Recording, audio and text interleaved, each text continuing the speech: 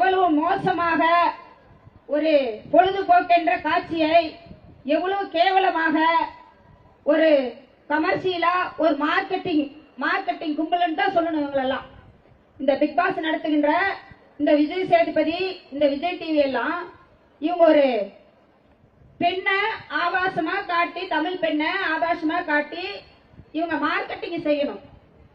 இங்க இருக்கிற தமிழ்நாட்டில் இருக்கிற அத்தனை தமிழ் கலாச்சாரத்தை அழித்து ஒழித்து இவர்கள் வாழ வேண்டும் என்பது ஒரே நோக்கத்துக்காக இந்த நிகழ்ச்சியை நடத்தி கொண்டிருக்கிறீங்க.